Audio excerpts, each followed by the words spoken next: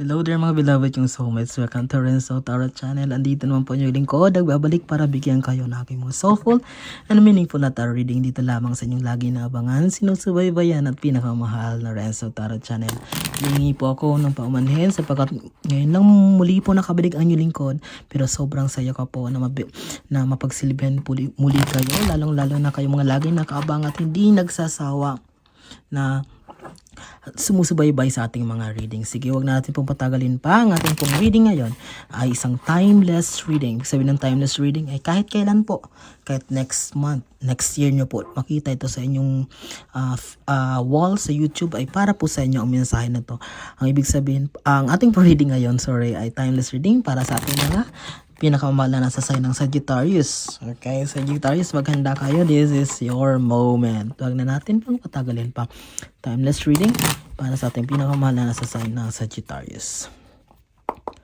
Spirit Universe, Spirit Guides.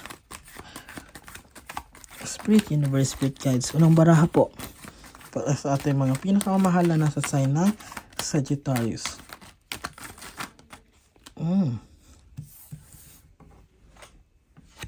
Okay.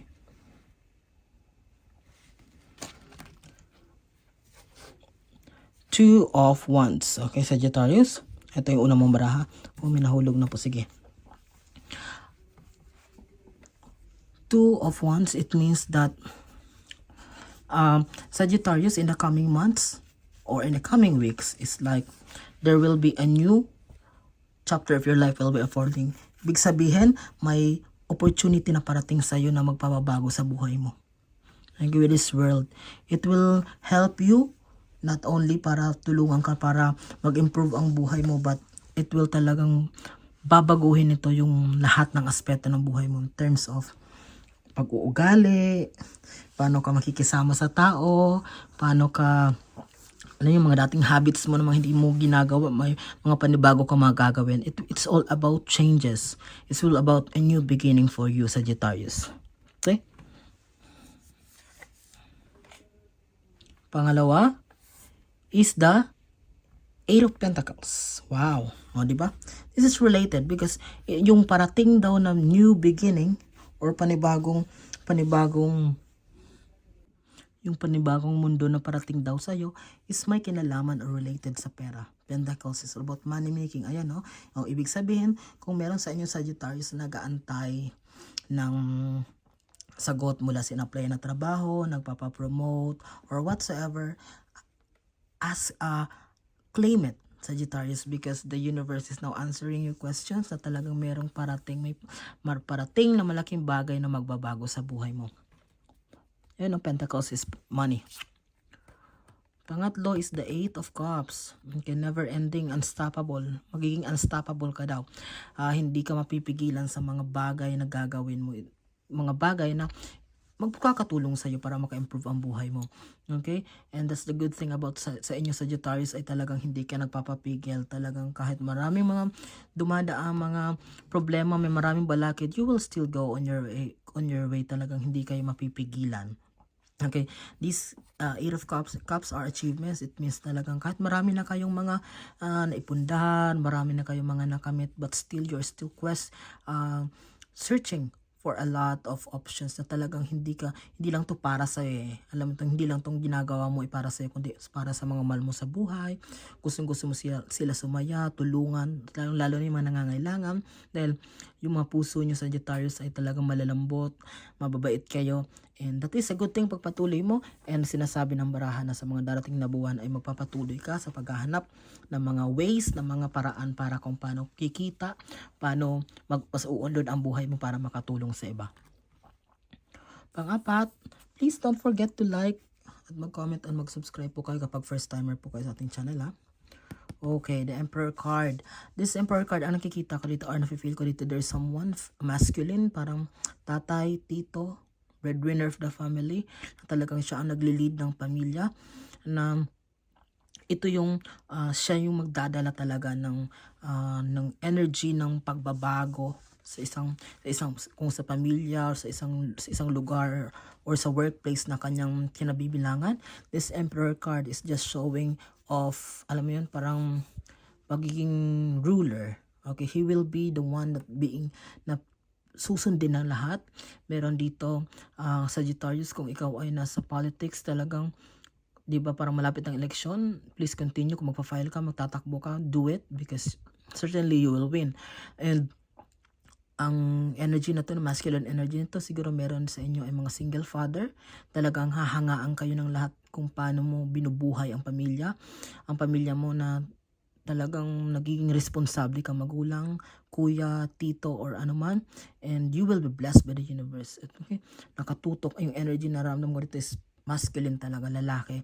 Na talagang, meron ding lalaki na parang, alam yun, nakikita ko na talaga yun, hahangaan, magiging example sa lahat. Na, lalong-lalo ka na Sagittarius na, alam yun, mai-inspire mo ang karamihan dahil sa sipag at tapang mo. Panglima, related pa rin to dito sa Emperor, masculine card. Ito yung mga lalaki na to, or sila yung kasalukuyan na talagang sumasalo ng burden, okay, ng bigat ng pamilya, ng problema. Merong sa inyo Sagittarius na talagang parang inako na parang sa inyo nakatambak ang lahat ng responsibilidad. Okay? Siguro Sagittarius, talagang don't give up. Huwag ka lang susuko. Tibayan mo ang loob mo. Huwag ka magpapatalo. Huwag ka magpapapekto sa mga mangyayari. Dahil pagsubok lang yan. The universe is just testing you, Sagittarius, kung hanggang kailan ka mag-hold on. But I am saying na walang ibibigay ang Panginoon, ang universe, na problema or balakid na hindi mo masasolusyonan sapagkat andyan naman siya, tutulungan ka, i-guide ka.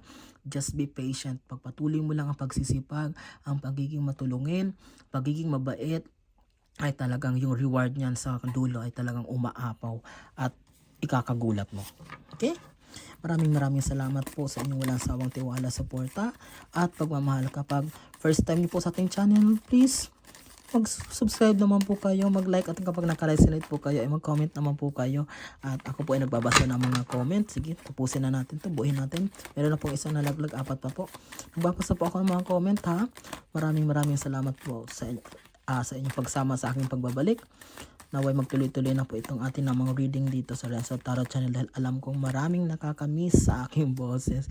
Nakakataba ng puso po ang inyong mga komento na maganda daw, talagang sakto daw, talagang sakto, tamang-tama sa kanila yung reading, parang alam mo yun, parang sila daw yung binabasahan personally.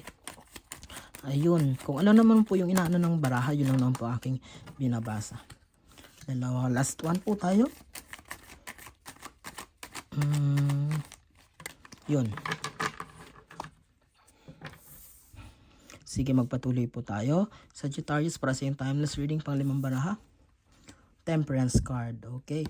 Temperance card, Sagittarius, you need to have the patience, okay? You need to control everything. You need to have check and balance. Kailangan balansehin ang lahat ng bagay. Yung attitude, yung mga habits, okay? Kung may mga bagay siguro kayo ginagawa na parang hindi mo na makontrol, please level it, or talagang timbangin ito. Siguro may mga habits in terms sa pagkain, kung may ilan sa inyo may bisyo, please huwag masyadong abusuhin ang katawan. Please have the patience, please to have the discipline para balansehin ang lahat, lalo sa mundo ngayon na talagang ang lahat ng bagay parang alam mo yon, napakadali. Please, kung kakayanin, Sagittarius, ay bigyan naman ng pagkakataon ang sarili na magpahinga. Ayun, related to mo sa sumusunod na baraha, 4 of Swords. Ibig sabihin talaga, you really need a time to unwind. Kailangan ng sarili mo ngayon, Sagittarius, daw na talaga magpahinga. Or kailangan, Sagittarius, na talagang i-relax mo yung sarili mo. Kasi, ito yung sinasabi ng universe, you badly needed it. Kasi grabe yung pinagdaanan mo. At di ba sabi ko nga, ikaw yung taong hindi sumusuko. Hindi naman pwedeng pagkatas ngayon, bukas sasaba ka naman. Paano yung energy mo kung hindi ka magpapahinga, kung uubusin mo lang sa mga bagay na to? Di ba hindi naman sinasabi ng universe na wag kang nasumuko ka, but kailangan mo din ng battery sa katawan. Ito yung pagpapahinga. Okay, have time to unwind. talk to your friends, makipag-usap sa mga mahal sa buhay, humingi ng advice. Everything na makaka-feeling mo ay makakatulong sa'yo para mag-regain ng energy, yung mga ginagawa mo, music, outdoor, punta ng beach, o kung ano man, everything na makakatulong sa'yo, makapag-recharge, gawin mo yan, Sagittarius, kasi kailangan mo yan. Okay, the moon. Katapat sila, tingnan mo. Ayan, no? Eight of Cups, may maliit na moon. And look at the moon card. Ano ibig sabihin nito, Sagittarius? Di ba sabi ko, you will be unstoppable of searching. Kaya nga, si moon, magiging clear ang lahat. Okay? Si moon yung ilaw, magiging clear ang lahat. Ibibigay ng universe sa'yo kung alin yung tamang landas na yung tatahakin, Sagittarius, sa mga susunod na buwan. Kung alin yung mga bagay na dapat mong nag-yes or no ka sa mga bagay na yan. But, kailangan mo, sabi ko, kailangan mo pa rin na paghandaan ito sa pamagitan ng malakas sa pangangatawan, yung stable na mind, hindi yung parang pabago-bago yung isip mo, kasi hindi ito basta-basta maliit na bagay na mga ibibigay sa'yo na iyong pagdidesisyonan, okay? Kailangan mo dito ng wisdom. Sige. The next one, ang susunod po natin para sa inyo is the Four of Cups. Okay, the Four of Cups, it means that, di ba sabi ko nga, maghanda ka. Kasi there will be an offering. May offer sa'yo. Talagang maraming mga opportunities na magbubukas para sa ihanda mo ang sarili mo. Sagittarius, di ba? Paulit-ulit na lang, redundant na lang, kasi connected po ang lahat. Sagittarius, malinaw ang sinasabi ng baraha. Handa ang sarili, diba? At maraming mga opportunities, mga pintuan ng opportunities ang magbubukas para sa'yo. Kaya kailangan mo yan. Okay, panghawakan mo ang lahat ng ito. And then last card, wow, napakagandang panapos sa Body Star. Because of your perseverance, Delta Sipag mo, you will be shining like a star. Okay? Talagang magniningning ang iyong pangalan, magniningning ang buhay mo. Pagkatapos ang lahat ng mga paghihirap na yung pinagdaanan, here you are, you truly deserve it because you didn't give up. Diba sabi ko, after all, ang final advice ko lang, pakinggan lang yung advice ng universe. Have time to rest, Sagittarius. Mag-recharge pagkat marami kang battle na pagdadaanan, ihanda ang sarili sapagkat the blessings are on the way. Okay? Yan po ang isa ng mga soulful, meaningful ng tarot reading natin pinagsamahan dito sa inyong lingkod Renzo Tarot Channel. Maraming salamat po sa inyong pagmamahal, walang sawa, tiwala at suporta. Ano man po ginagawa nyo ngayon, maraming salamat. Mag-ingat po kayo lagi and God bless us all.